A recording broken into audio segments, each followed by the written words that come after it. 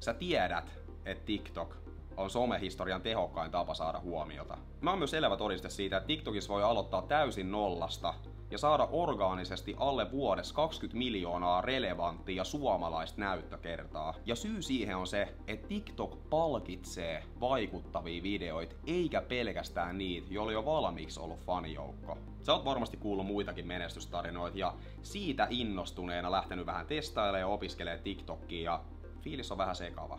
Sulla on sellainen fiilis, että TikTok käyttäytyy eri lailla kuin muut alustat ja et sä tarvit apua.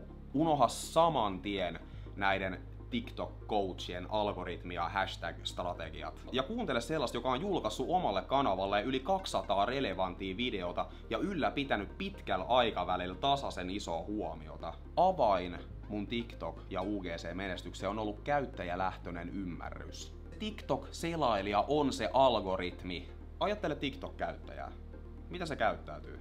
Jengi käyttää keskimäärin 1,5 tuntia TikTok-videoiden selailuun. Miten ne käyttää se aikansa siellä?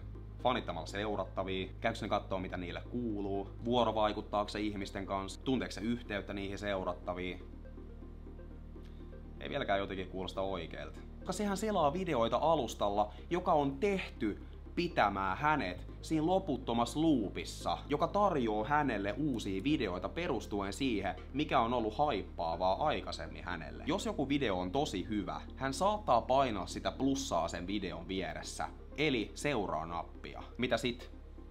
Se selaaminen jatkuu. Hän ei välttämättä edes käynyt kattoo sen just seurantaan otetun käyttäjän profiilia. Ymmärrätkö mitä mä tarkoitan? TikTok-seuraaja ei usein oo sitoutunut seuraaja. Ja vaikka oiskin, sen sovelluksen tarkoitus on se, että siellä selataan uusia videoita, siten ihmiset viettää siellä aikansa. Seuraajamäärä sisällöntuottajan profiilissa on vähän niinku supertykkäyksien määrä. Kun jotain käyttäjää seurataan, niin tämän käyttäjän seuraava video näkyy todennäköisemmin sille seuraajalle, jos se video oli vähintään yhtä haippaava kuin mitä se edellinen video oli. Sen takia epärelevantit videot voi jäädä 1000 näyttökertaa, vaikka seuraajia olisi 1 miljoona. Tää toisaalta tarkoittaa sitä, että jokainen video tuomitaan yksilönä, eli myös epärelevantti video voi saada 1 miljoona näyttöä, jos se oli vaikuttava video. Sun täytyy siis tutustua sisällöntuottajan sisältöihin ja katsoa millaisella sisällöllä hän on saanut niitä supertykkäyksiä. Isoin tekijä videoiden orgaaniseen menestykseen on vaikuttavuus. Video herättää tunteet katsojas ja saa hänet toimii esimerkiksi supertykkäämällä tai jakamalla ryhmächatteihin, että sille voidaan sitten